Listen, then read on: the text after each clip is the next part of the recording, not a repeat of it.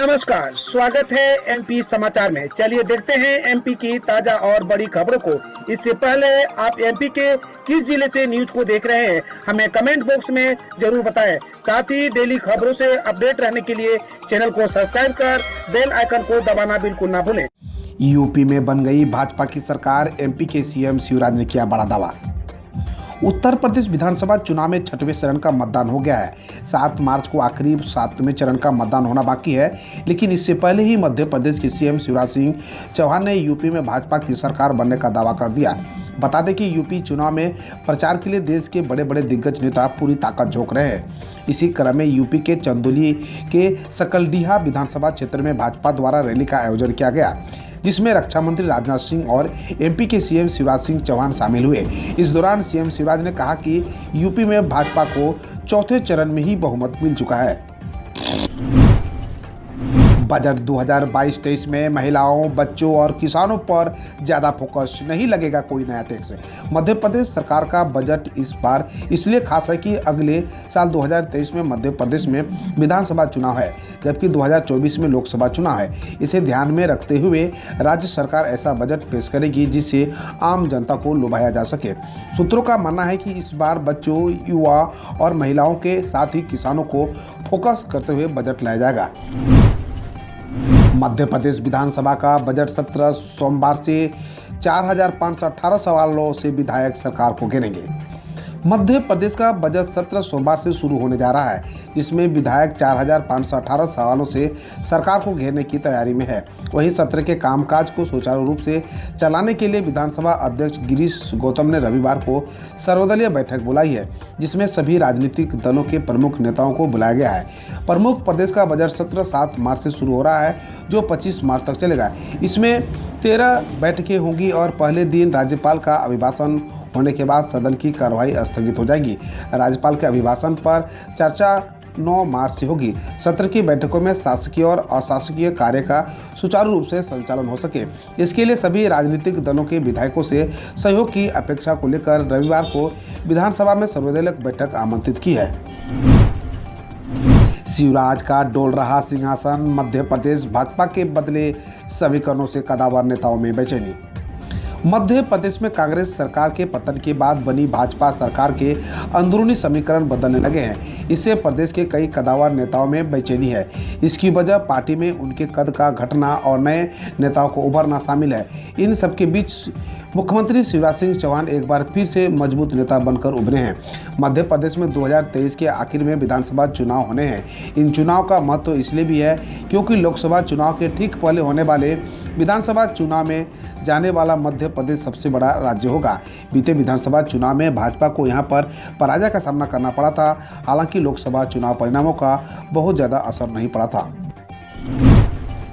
किसानों को बैंक से मिलेगा बिना ब्याज के ऋण, ब्याज का खर्च उठाएगी सरकार।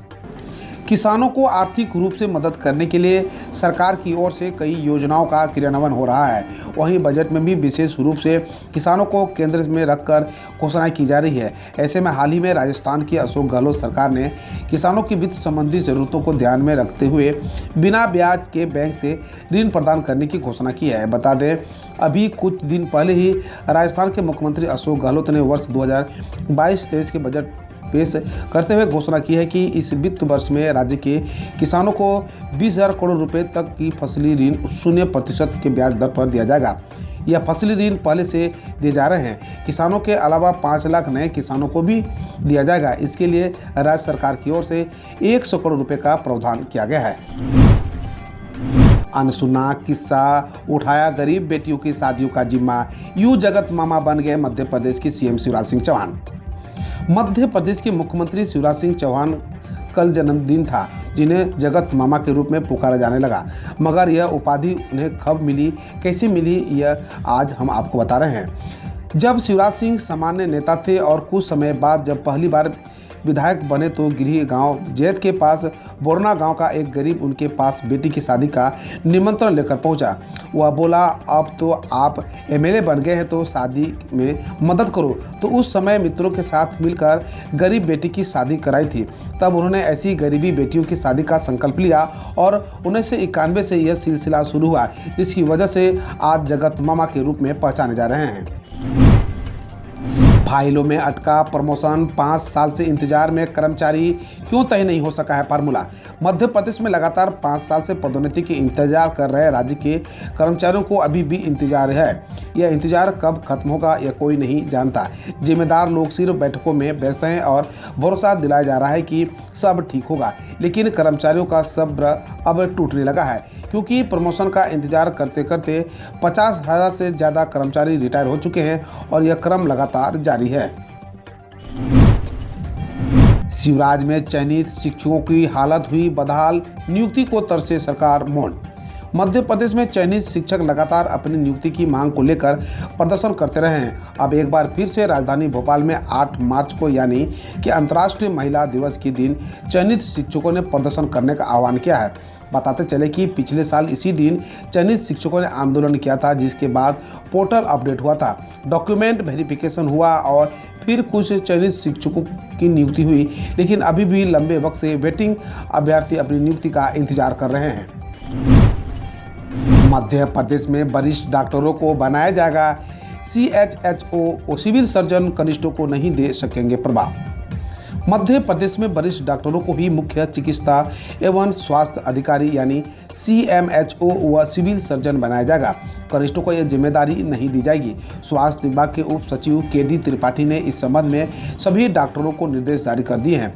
कुछ मामले में देखने में आया है कि वरिष्ठों को छोड़ कनिष्ठों को CMHO व सिविल सर्जन बना दिया जाता है। इसके कारण अनुभवी व वरिष्ठ डॉक्टर नाराज होते हैं और बाद में शिकवा शिकायतों का दौर शुरू हो जाता है। कई बार इसे लेकर विवाद की स्थिति भी बनती है। भेदभाव के आरोप लगाए जाते हैं, इससे विभाग की छवि भी खराब होती है। पश्चिमी मध्य प्रदेश में गिरा पारा तो पूर्वी हिस्से में उछला तापमान, जाने कल क्या हिस्से। मध्य प्रदेश में मौसम की करवट जारी है।